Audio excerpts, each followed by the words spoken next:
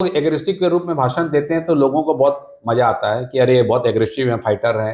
आप देखे होंगे, बहुत सारा मूवी देखे होंगे जिसमें घायल मूवी सन्नी देओल का, जिद्दी मूवी सन्नी देओल के, उसमें सन्नी देओल बड़ी दहाड़ते हैं कि ये करेंगे वो करेंगे, बहुत तरह का वो है। तो लोग क्या ना प्रभावित होते हैं और वो पिक्चर के सीन को नहीं देखते हैं, सिर्फ उनका दाड़ना को देखते हैं कि अरे बहुत दबंग है दाड़ने वाले।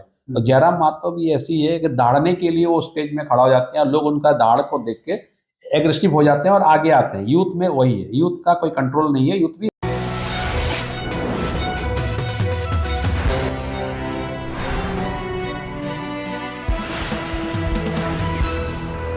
नमस्कार, मैं दीपक विशाल और आप देख रहे हैं बिग न्यूज 9। चूंकि झारखंड में चुनावी सरगर्मी काफी तेज हो गई है और इसको लेकर के तमाम प्रत्याशी जो हैं वो जनता के बीच में अब उतरना शुरू हो चुके हैं, क्योंकि जो नॉमिनेशन का दौर था वो धीरे धीरे थम चुका है और अब पूरी तरह से जो प्रत्याशी हैं वो जनता के बीच में है। तो उसी कड़ी में मैं जमशेदपुर में हूँ और हमारे साथ मौजूद हैं जुगल किशोर मुखी, और ये जुगसलाई विधानसभा क्षेत्र से उम्मीदवार हैं। इनसे हम चर्चा करेंगे और जानेंगे कि क्या है मुद्दा इनका और किन मुद्दा को लेकर के जनता के बीच में जा रहे हैं। बहुत बहुत स्वागत है जुगल जी। बहुत बहुत धन्यवाद आपका, आपके चैनल को, आपके माध्यम को। किन मुद्दा को लेकर के आप जनता के बीच में जाना चाहते हैं? देखिए, हम जिस विधानसभा से बिलोंग करते हैं, जुगसलाई विधानसभा क्षेत्र हमारा है, और वहाँ पे देश आज़ाद होने के बाद आज 78 ईयर्स हो चुका है, और आज भी लोग, वहाँ के लोगों को जो मूलभूत सुविधा मिलनी चाहिए वो आज भी नहीं मिला है। मेरा जुगसलाई विधानसभा एक ऐसा क्षेत्र है जो दो पार्ट में बटी हुई है, एक पार्ट ग्रामीण में और एक पार्ट शहरी में।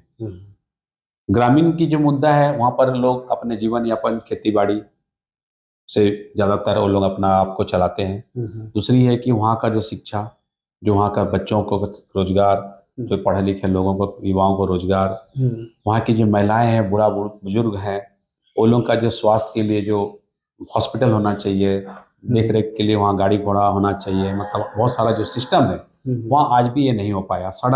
सड़क तो आप सोचिए आम मुद्दा हो गया है। और आज भी सिर्फ मेन रोड जो NH जाते हैं, अगर जुगसलाई विधानसभा में जाते हैं तो आप मिर्जा जो डिमना से स्टार्ट कीजिएगा तो कटिंग बोड़ाम होते हुए एक रोड जो गया NH जो बोलते हैं, वो जो बड़ी गाड़ी जो बंगाल जाती है उसके लिए रोड बना हुआ। बाकी जितने भी आपका क्रॉस रोड वगैरह जो अंदर जो रोड जाती है, कोई भी सड़क ऐसा है जो आपको एक दिखेगा ही नहीं कि वहाँ सड़क है, सिर्फ गड्ढा ही मिलेगा। और उस रास्ते में ही बतख, मुर्गी आपको तैरते हुए नजर आएंगे।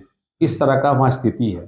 और ये मैं इसलिए बोल रहा हूँ कि मैं पिछले 18 से 20 वर्षों से उस क्षेत्र में घूम रहा हूँ, लोगों के बीच जा रहा हूँ, लोगों से बात करता हूँ, तो वहाँ की जो समस्या है बहुत समस्या है। अगर गिनती करूँ तो शायद उंगली कम हो जाएगी, इतनी समस्या है।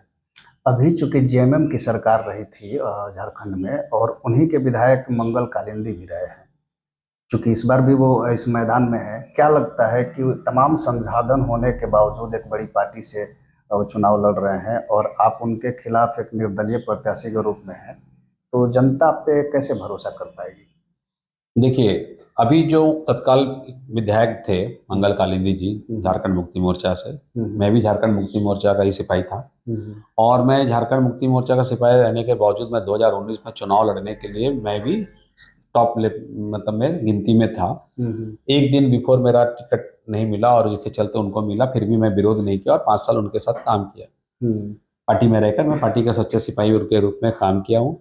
और मेरे जितने भी झारखंड मुक्ति मोर्चा के प्रखंड से लेकर, पंचायत से लेकर, जिला से लेकर, केंद्र से लेकर जितने भी नेतागण हैं, कार्यकर्तागण हैं, सबसे मेरा अच्छा संबंध रहा है और आज भी है। रही बात कि जिस उद्देश्य को लेकर हम लोग चुनाव मुद्दा में वहां उतरे थे, लोगों के बीच गए थे, मंगल कालिंदी जी को टिकट मिलने के बाद अब देखे होंगे, ये जग जाहिर है सोशल मीडिया के माध्यम से, पेपर के माध्यम से, कि उनकी स्थिति कैसी थी और उन्होंने क्या क्या वादा किए थे कि हम क्या करेंगे लोगों के बीच जाके। तो आज उनके उल्टा हो गया, मतलब विपरीत हो गए। लोगों का, वहाँ के क्षेत्र का विकास नहीं हुआ, लेकिन अपना विकास बहुत अच्छे ढंग से किए हैं, ये आप सबको पता है और ये डिटेल्स दिख भी रहा है। लेकिन मंगल कालिंदी जी को कहा जाता है कि वो सबसे गरीब प्रत्याशी हैं और सादगी भरा जीवन जीते हैं। मंगल कालिंदी जी बहुत गरीब प्रत्याशी हैं, नहीं थे, नो डाउट थे, वो बहुत ही गरीब प्रत्याशी थे। और गरीब प्रत्याशी के नाते जनता भी उनको एक मौका दिया और पार्टी भी उनको एक मौका दिए। लेकिन गरीबी का एक फायदा उठाकर सिर्फ हवाई चप्पल पहन के हम गरीबी हैं बोल के आप शो कीजिए, दिखाइएगा और पब्लिक का सेवा नहीं कीजिएगा, काम नहीं कीजिएगा, विकास नहीं कीजिएगा और अपना विकास कीजिएगा, तो ये कैसा गरीबी है? ये आप आपसे पूछना चाहिए कैसा गरीबी, जनता से पूछना चाहिए कैसा गरीबी है। यही बात है कि अगर आप गरीब हैं, आपको कोई लोभ लालच नहीं है, जैसे एक साधु संन्यास का कोई लोभ लालच नहीं होता है, वो अपने आप को त्याग देते हैं कि हम संसार का सृष्टि के लिए निकले हैं, लोगों का भलाई के लिए निकले हैं, तो एक गेहुआ वस्त्र पहन के एक झोला लटका के वो निकलते हैं फील्ड में और door to door door to door जा जा के जो भी उनको मिलता है खाते हैं, अपना जीवन यापन करते हैं। उनको कोई उम्मीद नहीं रहती, ना बड़े गाड़ी की, ना घोड़ा की, ना मोबाइल की, ना कुछ की। तो अगर वो हिसाब से अगर आप गए थे लोगों का सेवा करने के लिए, तो आपको सेवा करना चाहिए। आपका सेवा नहीं ये नहीं था कि लोगों के घर में जाके किसी के पैर को मालिश करना, सेवा ये था कि वहाँ का विकास करना, वहाँ का जो छोटे छोटे बच्चे हैं उनके लिए स्वच्छ शिक्षा का व्यवस्था करना। आज जितने भी सरकारी स्कूल है, ग्रामीण क्षेत्र में सरकारी स्कूल है, बच्चे वहाँ पढ़ने के लिए बहुत है, लेकिन स्कूल में टीचर नहीं है। ये समस्या पूरा भरा हुआ है जुगसलाई विधानसभा क्षेत्र में। दूसरी बात स्वास्थ्य को लेकर, पटमदा जुगसलाई विधानसभा क्षेत्र में जो पटमदा और बोड़ाम जो जगह है, वहां से लेकर जमशेदपुर सर 25 से 30 किलोमीटर का दायरा है। और 25 से 30 किलोमीटर के डिफरेंस में वहाँ जो इतने हमारे लोग रहते हैं, करीब 1.5 लाख लोग वहाँ जो रहने वाले हैं, उनके अगर कोई भी समस्या होती है, चाहे छोटे बच्चों का हो, चाहे बूढ़ा बुजुर्ग का हो, चाहे प्रेगनेंसी लेडी का हो, महिलाओं का भी कुछ भी समस्या होता है, तो सोच लीजिए कि वहाँ ऐसा कोई स्वास्थ्य केंद्र नहीं है। हॉस्पिटल है, माचा में एक बड़ी हॉस्पिटल है, जो वो हॉस्पिटल में ना ट्रीटमेंट है, ना डॉक्टर है, ना डॉक्टर बैठता है, कुछ भी नहीं है। और उनको हमारे जो वहाँ के जो विधायक थे, वो 5 वर्षों में उन पर कार्रवाई भी नहीं किया, ना वहाँ पर कुछ समस्या का समाधान भी किए, कुछ भी नहीं किए। तो वहाँ के लोग रोड जो रास्ता है, NH है, जो रोड एक्सीडेंट होता है, जो समस्या किसी को हार्ट का प्रॉब्लम है, किसी को प्रेगनेंसी का प्रॉब्लम है, तो वो लोग सीधा वहाँ से जमशेदपुर उनको आना पड़ता है। ये 25 किलोमीटर 30 किलोमीटर का डिस्टेंस में लोगों की इतनी तकलीफ में वो जो सफर करते हैं, तो आप सोचिए कि ये सुविधा अगर वहाँ होती तो उन लोगों को ये जो 30 किलोमीटर का जो सफर है वो तो नहीं हो पाता, और जो तकलीफ तो नहीं सह पाते, और उनका समस्या का समाधान वहाँ हो पाता। और ये विधायक का काम है कि आप अपने क्षेत्र में इसको लोगों का समस्या का समाधान करना, पर ये नहीं किए। चूंकि अभी जिस तरह के माहौल है उसमें बीजेपी भी अपने प्रत्याशी उतार रही है और JMM की भी तभी यहाँ पर दावेदारी रही है। इसके साथ साथ अगर हम बात करें तो बहुत सारे निर्दलीय कैंडिडेट भी आ रहे हैं। जनता को थोड़ी सी कन्फ्यूजन होती है, क्योंकि जो दावे आप कर रहे हैं तमाम लोग करते हैं कि भाई इस तरह के विकास हम करेंगे, लेकिन चुनाव जीतने के बाद फिर वो अपने पुराने रंग में आ जाते हैं और लोगों को भूल जाते हैं। तो कैसे आप यकीन दिलाएंगे जनता को कि वो आपकी बातों को माने? देखिए, तो सही बात है, लोग जब चुनाव लड़ते हैं और पार्टी अलग अलग दल से चुनाव भी बहुत लोग लड़ते हैं, और लड़ने के बाद जो बोलते हैं कि हम ये करेंगे वो करेंगे, सही से बात है। और पब्लिक जो जनता है, जनता के बीच में बात जब बोला जाता है तो जनता इतना भोले भाले होते हैं, इतने इनोसेंट होते हैं, ईमानदार होते हैं कि तुरंत नेताओं के बात को मानते हैं। मैं भी एक नेता हूँ, तो मेरा पूर्व भी जाहिर लागू होता है कि लोग मानते हैं। लेकिन आप कर्म जो एक नेता को करना चाहिए, ये उनका फर्ज बनता है कि हम क्या करें। लोग बहुत विश्वास करते हैं। आज मैं 15-20 साल जो आपको बता रहे हैं कि 20 साल 18-20 साल से वहाँ क्षेत्र में काम कर रहे हैं, तो ना हम 18-20 साल से कोई MLA है, ना मुखिया है, ना जिला परिषद है, ना कुछ पद में है, लेकिन लोगों के बीच में हर सुख दुख में, हर समस्या में, हर पूजा पाठ में, हर तरह के जो भी काम पड़ता है उनका मैं हमेशा उनके साथ अवेलेबल रहता हूँ, उनके समस्या का समाधान करता हूँ, और लोग मुझे विश्वास भी करते हैं। तो मैं उनके इस विचार से, उनसे विचार करने के बाद ही हमने जब चुनाव लड़ने का बात किया तो 2019 में उन लोगों ने पूरा समर्थन मेरे को दिया। करीब 99% लोगों का समर्थन मेरे ऊपर था, लेकिन टिकट नहीं मिला, तो मैं उस समर्थन को, अब तो निर्दलीय के रूप में नहीं लड़े, तो जाहिर सी बात है कि हम जिस पार्टी में थे तो लोग उनको समर्थन किए। लेकिन जब मैं 5 वर्ष के बाद जब मैं फिर लोगों के बीच में रहा, और जो तत्कालीन विधायक थे वो विधायक क्या किया कि उन लोगों के बीच में एक डिफरेंस पैदा किए, बोले कि ये जुगल का आदमी है, ये जुगलमुखी का आदमी है, ये मेरा आदमी नहीं है। जबकि आदमी किसी का नहीं होता। जनता, एक विधायक अगर होता है जिस क्षेत्र का, चाहे वो बीजेपी का हो, चाहे वो कांग्रेस का हो, चाहे वो आजसू का हो, चाहे वो किसी भी दल का लोग हो, हर दल के लोग उनके अपने होना चाहिए, ये मेरा मानना है। क्योंकि हम उस क्षेत्र का विधायक है, तो मेरे लिए जितने भी वहाँ लोग हैं वो सब मेरे लिए समांतर है और मेरा ही लोग है। ये सोच के काम करना चाहिए, ना कि वहाँ डिफरेंस पैदा करना है कि उसका आदमी है, उसका आदमी। ये नहीं होना चाहिए, गुटबाजी नहीं होना चाहिए जो उन्होंने किया। और उसी का नतीजा है कि वो जो 5 साल उन लोगों ने अपना तकलीफ को झेला है, अपना प्रॉब्लम को लेकर विधायक के पास गए तो उनका समस्या का समाधान नहीं हो पाया, जिसके चलते उन लोगों का कहना था कि आप इस बार निर्दलीय के रूप में आप चुनाव लड़िए और हम लोग आपके साथ हैं। तो उनका ये जो विचार आया, उनका जो समर्थन मेरे को मिला, उसके समर्थन के साथ ही मैं निर्णय लिया कि मैं इस बार निर्दलीय चुनाव लड़ूंगा, किसी भी दल पे नहीं जाऊंगा। चूंकि एक आप युवा नेता हैं और युवाओं का काफ़ी क्रेज रहता है कि हमारे बीच से कोई उठ के आए और हमारा नेतृत्व करे। ऐसे ही एक पार्टी झारखंड में बनी जयराम महतो की, और क्या लगता है कि जयराम महतो भी प्रत्याशी जुगसलाई से अपना नॉमिनेशन कर चुके हैं, तो उनको भी कम्पीट करना आपके लिए कितना आसान है या फिर कठिन रहेगा? देखिए, जहाँ जयराम महतो की बात है, जिन्होंने आज 2.5-3 साल से पूरे झारखंड में एक यूथ के लिए आगे निकले, काम करने के लिए निकले, जो उनका मोबाइल में, टीवी में जिस तरह का उसका स्पीच आता, भाषण आता है, तो लोग एग्रेसिव के रूप में भाषण देते हैं तो लोगों को बहुत मजा आता है कि अरे ये बहुत एग्रेसिव है, फाइटर है। आप देखे होंगे, बहुत सारा मूवी देखे होंगे जिसमें घायल मूवी सन्नी देओल का, जिद्दी मूवी सन्नी देओल के, उसमें सन्नी देओल बड़ी दहाड़ते हैं कि ये करेंगे वो करेंगे, बहुत तरह का वो है।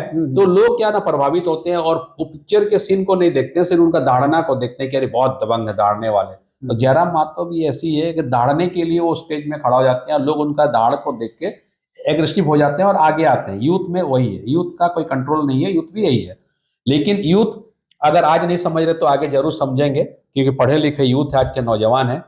और हम तो यही बोलेंगे कि अपना भविष्य है, अपना भविष्य के लिए काम करें, क्योंकि एक यूथ जो होता है वो पूरा भारत देश के लिए, झारखंड राज्य के लिए, चाहे किसी विधानसभा क्षेत्र क्यों ना हो, वो हमारे शरीर के रीढ़ की हड्डी की तरह होते हैं, जो हमारे शरीर को स्ट्रांग करके सीधा खड़ा कर सकते हैं। और यूथ जो होते हैं, वो स्वामी विवेकानंद ने भी एक यूथ दिवस इसीलिए मनाया जाता है कि यूथों को वो बहुत आगे भेजकर यूथ को सपोर्ट किए करने का काम, क्योंकि यूथ जो होता है हमारे देश के लिए, हमारे राज्य के लिए बहुत एक माननीय रखते हैं वो चीज को। तो मैं यही कहूंगा कि आज हमारे जैसे पूरे झारखंड में और पूरे भारत में जो यूथ का एक टीम है, यूथ जो वर्ष है, लोग हैं, वो लोग देखिएगा अब नशा के लाइन में बहुत ज्यादा जा रहे हैं, बहुत ज्यादा बाइक को लेके, गाड़ी को लेके जा रहे हैं। ये वो नहीं समझ रहे कि उनके ऊपर कितने बड़ी जिम्मेवारी है। उनके माँ बाप जो भी है, उनके लिए बचपन से लेकर आज तक पढ़ाई लिखाई बड़े किए, तो ये नहीं समझ पा रहे हैं कि मेरा माँ बाप के प्रति, मेरे घर के प्रति, मेरे बच्चों के प्रति उनका क्या जिम्मेवारी है। वो ये ना समझकर जो नशे के लाइन में चले जाते हैं, जो गाड़ी को रोड रास्ते में इतना देख रहे हैं, भयानक तरह से गाड़ी चलाते हैं, नदी में जाकर सेल्फी लेते हैं। तो मैं यूथों को भी मैसेज देना चाहूंगा आपके माध्यम से, आपके चैनल के माध्यम से, कि इस पर कंट्रोल करें, क्योंकि आपके ऊपर, आपका घर का, आपके माँ बाप का और आपके जिस जगह पे आप रहते हैं उस क्षेत्र के लोगों का बहुत विश्वास और भरोसा है। और विश्वास को, भरोसा को मत तोड़िए। देश में, राज्य में, क्षेत्र में बहुत तरह के नेता आएंगे, बहुत तरह के लोग आएंगे, बहुत तरह के पूंजीपति आएंगे, जो आपको कुछ ना कुछ मतलब लोभ लालच देकर अपना वोट को लेना चाहेंगे, आपको भड़काएंगे, बोलेंगे। तो उस पर ना जाएं, क्योंकि अपने भविष्य और अपने बाल बच्चों का भविष्य, अपने माँ बाप के भविष्य को देखते हुए आप कोई भी निर्णय लेते हैं तो सोच समझ कर लीजिए। मैं यूथों को भी मैसेज देना चाहूंगा आपके माध्यम से। तो आखिर में आप जनता से क्या अपील करने चाहेंगे? क्योंकि जनता सब समझती है, उसे सब पता है, आप क्या कहना चाहेंगे? देखिए, मैं आज जो 18-20 साल से उस क्षेत्र में काम कर रहा हूँ, लोगों से मिला हूँ, मैं हर पंचायत, हर बूथ, हर प्रखंड में घुमा हूँ और लोग मुझे बाय नेम बाय फेस जानते हैं। बहुत सारा इस था समय जब कोरोना काल था तो मैं कुछ गैपिंग हो गया था, क्योंकि कोरोना काल में बहुत तरह स्ट्रिक्ट था कि लोग नहीं घर से निकले, नहीं बात करें, तो थोड़ा गैपिंग था। बट उसके बाद भी मैं कंटिन्यू उन लोगों के बीच में रहा हूँ और मेरा जनता को यही मैसेज देना है और जनता पर बोलना भी यही है कि आप अपना जो मतदान है सोच समझ के आप अपना मतदान को दीजिए। हम आपके बीच हैं। पार्टी हमेशा आप किसी न किसी बैनर को दिए हैं और जनता के कहने पे ही मैं निर्दलीय लड़ रहा हूँ। तो आज जो देश आज़ाद होने के बाद मतलब जो 78 ईयर्स हो रहा है, तो जिस तरह से जुगसलाई विधानसभा का विकास होना चाहिए, जो भी दल के विधायक बने हैं, कोई 15 साल बने हैं मंत्री बने हैं, कोई 10 साल बने हैं मंत्री बने हैं, कोई 5 साल विधायक बने हैं, तो आप कुल मिला के 35-40 वर्ष आपका वहाँ हो चुका है। और ये दोनों दल ही बने हैं, चाहे वो जेएमएम हो, चाहे वो बीजेपी और आजसू का गठबंधन में ही बना है। तो मैं कहूँगा कि आप लोग उन दोनों को देख लिए और दोनों को देखें और आपका क्षेत्र को देखें। मैं उन दोनों यही बोलना चाहूँगा कि दोनों दल के नेताओं को और अपने क्षेत्र के लोगों का दोनों को मिलाइए कि दोनों में किसका विकास हुआ है, वो दल के नेताओं का विकास हुआ है कि आपका क्षेत्र का विकास हुआ है। तो इसीलिए आप मतदान करने वाले आप लोग हैं, वोटर्स करने वाले आप लोग हैं, आप लोग का परिवार, आप लोगों का बाल बच्चा वहाँ रहने वाले हैं।